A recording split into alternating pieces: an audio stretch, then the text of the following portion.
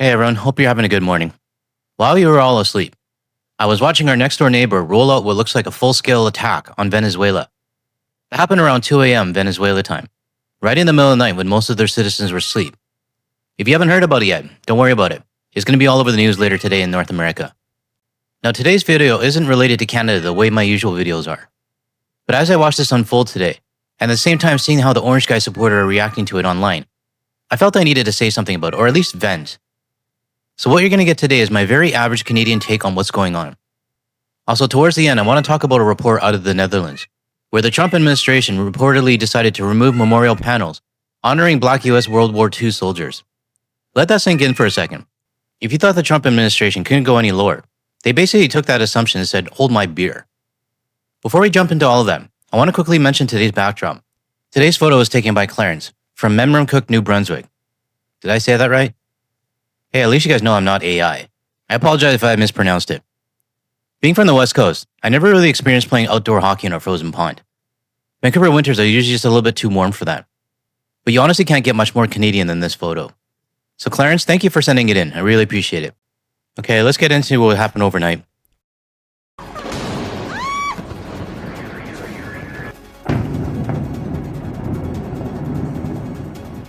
We begin with breaking news at 11 o'clock. There are explosions happening right now in Caracas, the capital of Venezuela. Video going viral on social media.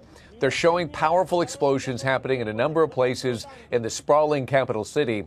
And more video showing what appears to be Chinook and Apache attack helicopters. Now, I'll be honest with you guys. I don't claim to be an expert on everything going on between the US and Venezuela right now.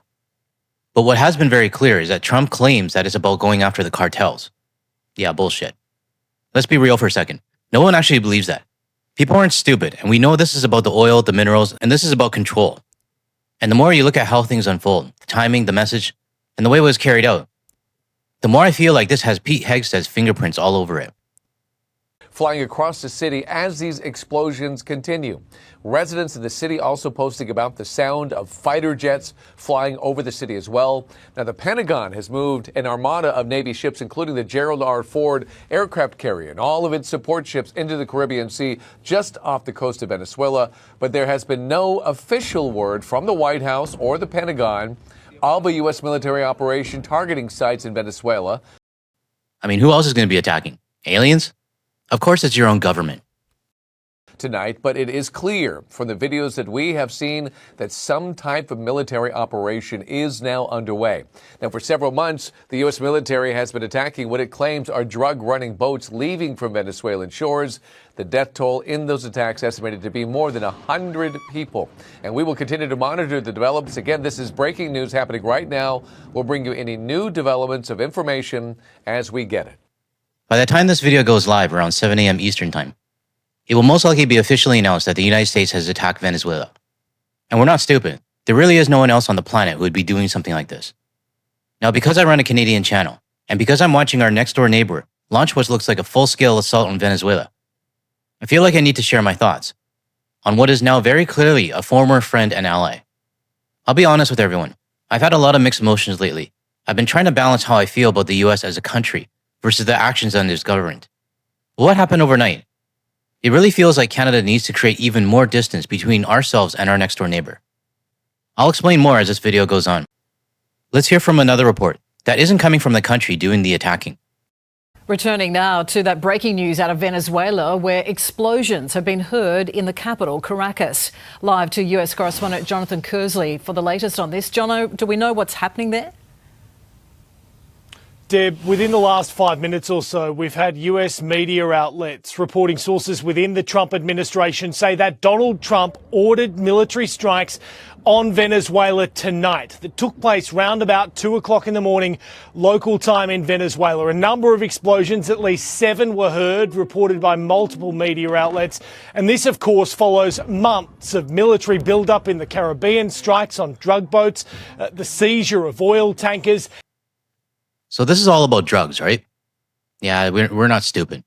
Kind of like when Trump claimed that massive amounts of fentanyl were coming from Canada into the US. That claim was later debunked. It was never anywhere near the scale they tried to make it sound like. But here's the real question that really comes back to me. What's actually stopping the Orange Guy from taking the same kind of action against Canada or any other country for that matter. And that's the bigger issue. This administration has become so radical in how it operates. At this point, I don't rule out anything anymore. And a huge amount of pressure put on Nicolás Maduro, the authoritarian dictator leader of Venezuela, by the US President Donald Trump. What we wait to see now, though, is with whether these military strikes tonight are a one-off or whether there is more left in the US military arsenal. It is a military known for its precision, and tonight now it is clearly carrying out the orders of the American Commander-in-Chief. I love how other news outlets clearly have no problem saying that it's coming from the orange guy. Meanwhile, the US outlets are saying things like, "We're not sure. We haven't heard anything from the White House or the Pentagon yet, so we can't say for certain." Well, who the hell else is it going to be? For these strikes on Venezuela themselves. As I say, reporting just coming through in the last few moments or so that the US president had ordered these military strikes. We have also heard Venezuelan President Nicolás Maduro has ordered a state of emergency. Right now, tensions, they're very high. Deb, we'll bring you more as it comes to hand. All right, Jonathan Kersley with that breaking news. I'm sure everyone watching this is going to hear more about it throughout the day. And honestly, by the end of the day, I think you'll know as much as I do. I'm not a trained news reporter. I'm not even an investigator. I'm just like many of you, shaking our heads at what's going on with our neighbors. Before I go off on my rant, there's one more thing I need to show you. There's a report coming out of the Netherlands about the US administration deciding to remove memorial panels honoring the Black World War II soldiers. After you see this report, the rest of what I'm going to say later will probably make a lot more sense. Yeah, I got the same eye. Everybody in the South is angry about the situation now. That they put the pedals away because they're humans as well.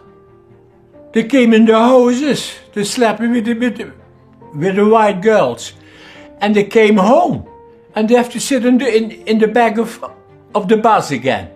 That is my sister. No. This my sister. You know, Black American soldiers have participated in every war in American history since the Revolution. And since the Revolution, they saw their roles, their responsibilities diminished. And so by World War II, you had a concerted effort to keep them out of positions that mattered. And racism around the world has existed for as long as humans have existed. And for most of my life, I already knew it was there. Maybe in Canada, it wasn't as extreme as what we see in the US, but I was never under the illusion that it didn't exist. But since 2026, it felt like something changed. It feels like the orange guy made it acceptable to be openly racist again, to normalize the name calling, to strip away the basic decency. And over the last 9 years, the world has honestly started to feel a lot crueler. Now, what's happening here with these honored Black soldiers and how they're being treated, it's simply wrong. It's uncalled for and disrespectful, and it's offensive to its core. These soldiers died to protect your country, and now this administration is taking away their recognition because of the color of their skin. Let that sink in. with few exceptions. And so that the Army mirrored the Southern United States. The Southern United States had codified in the laws called Jim Crow segregation, and the Army mirrored that. People in Limburg area and the Netherlands, they didn't expect it at all. They know about what's happening in the States with putting people out of the history and out of the websites in Arlington and in the Ministry of Defense, etc. But never we thought that that could be also happening here in the Netherlands, and that's why everybody is very disappointed and sad about that. For any of my viewers watching from the Netherlands, I'm genuinely curious. What are the locals' thoughts on this?